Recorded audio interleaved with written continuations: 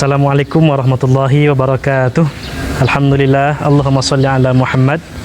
Apa kabar para santri dan mahasantri, teman-teman alumni yang seumuran dengan saya? Masih ingat nggak dengan mobil ini? Ini kendaraan legend ini, Sumatera Tawli Parabe. Baiklah, kita lanjutkan belajar jarak jauh mengenai fungsi dan kedudukan as-sunnah dalam hubungannya dengan Al-Quran Al-Karim untuk membentuk kerangka hukum Islam. Imam Muhammad bin Idris Asy-Syafi'i dalam kitab Ar-Risalah beliau mengatakan, la a'lam min ahli ilmi khilafan fi anna sunanan Nabi sallallahu alaihi wasallam min thalathati wujuhin. Saya tidak menemukan perbedaan pendapat ulama mengenai hubungan antara Al-Quran dan Sunnah ditinjau dari sisi terbentuknya hukum Islam itu terbagi kepada 3 bentuk. Persiapkan catatan khulasah, siapkan kitab Ilmi Ushulul Fiqh Abdul Wahab Khalaf, dan yang terpenting jiwa yang berseri-seri. Mari kita belajar. Bismillahirrahmanirrahim. Alhamdulillah, kita lanjutkan sebagaimana keterangan dari Imam Asy-Syafi'i tadi. Fungsi as-sunnah yang pertama adalah muqarrirah wa muakkidah.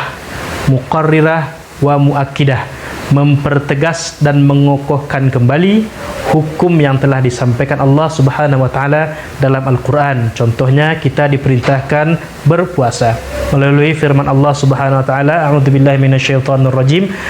Bismillahirrahmanirrahim. Kutiba alaikumusiyam. Ya ayyuhalladzina amanu kutiba alaikumusiyam. Wahai orang-orang yang beriman, difardukan kepada kalian berpuasa. Kutiba ala merupakan sighat amar, wajib berpuasa. Ternyata Rasulullah sallallahu alaihi wasallam juga mempertegas hukum berpuasa melalui sabda dan hadis beliau sallallahu alaihi wasallam dari Abi Dzar Al-Ghifari, qala qultu li Rasulillah sallallahu alaihi wasallam, aku bertanya kepada Rasulullah, ya Rasulullah, mas-saumu, wahai Rasulullah, puasa itu apa? Rasulullah jawab, fardun mujziun. Fardun mujziun. Ya, pilihan kata yang dipilih Rasulullah SAW, fardun mujziun, sebuah kewajiban yang mujzi, apabila dikerjakan mendapatkan pahala. Ini menegaskan kembali bahwa puasa itu wajib, setelah sebelumnya Allah Subhanahu wa taala sendiri menegaskan dalam Al-Quran, lalu Rasulullah pertegas kembali dengan sabda beliau. Hadis-hadis lain juga banyak, seperti bunyal Islam ala khamsin, syahadati an la ilaha illallah wa anna Muhammadan Rasulullah, wa iqamis shalah, wa ita'iz zakah, wa shaum. Seperti itu. Kemudian fungsi yang kedua, sebagai mufassilah wa mufassirah. As-sunnah sebagai mufassilah wa mufassirah, penjelas dan penafsir. Penjelas ini disebut dengan bayan. Ada bayannya takhsis, mengkhususkan keumuman lafal dalam Al-Quran. Bayan kedua, bayan taqyid, memberikan batasan cakupan daripada ayat yang disampaikan Allah Subhanahu wa taala dalam Al-Quran. Kemudian bayan takhsis, ada lagi bayan nasikh dan sebagainya. Contoh, Allah Subhanahu wa taala memerintahkan kita untuk melaksanakan salat dan membayarkan zakat. Wa aqimus salata wa atuz zakah. Ini perintah dalam Al-Quran. Lalu kita belum tahu membayarkan zakat ini nisabnya berapa. Kita belum tahu kadarnya yang dikeluarkan berapa umurnya, benda-benda apa saja yang diwajib dizakatkan. Disitulah peranan dari fungsi sunnah sebagai mufassilah wa mufassirah, penjelas. Ternyata ada hadis Rasulullah sallallahu alaihi wasallam dari Abi Sa'id Al-Khudri, qala Rasulullah sallallahu alaihi wasallam, laisa fima duna khamsi awaqin sadaqatun, wala fima duna khamsi daudin sadaqatun, wala fima duna khamsati ausuqin sadaqatun. Haditsun akhrajahu Bukhari dan Muslim.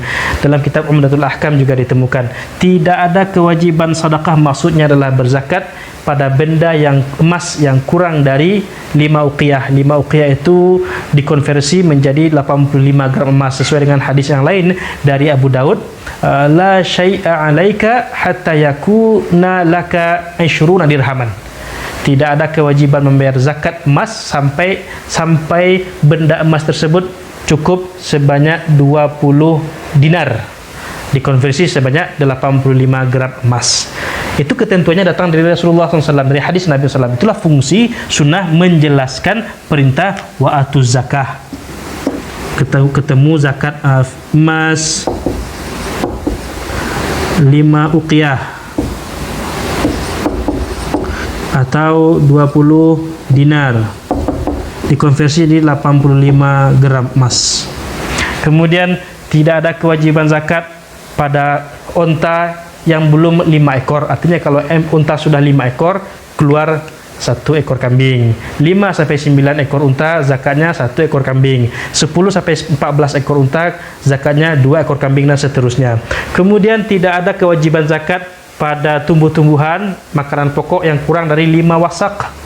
5 wasak itu setelah dikonversi 1 sak 5 wasak dikali 60 sak dikali 4 mud.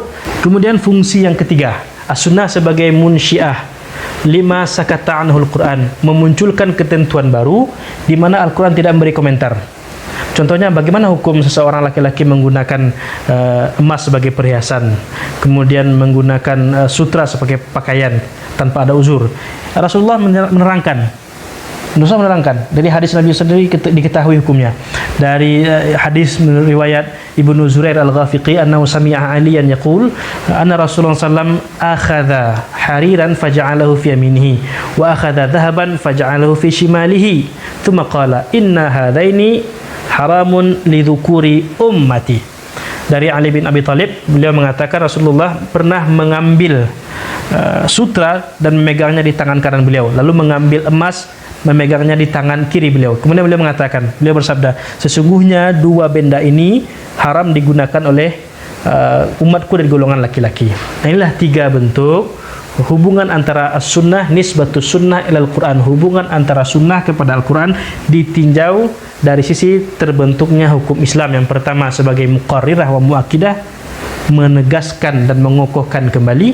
Yang kedua sebagai mufassilah, merinci ketentuannya yang belum ada dalam Al-Quran. Atau yang ketiga, Al-Quran belum memberi komentar, tetapi hadis dan Muhammad SAW dari baginda Rasulullah SAW memberi ketentuan baru mengenai hukum tersebut. Mudah-mudahan dapat bermanfaat. Tetap di rumah, patuhi arahan dari para pemimpin kita dan dengarkan fatwa para ulama kita. Assalamualaikum warahmatullahi wabarakatuh.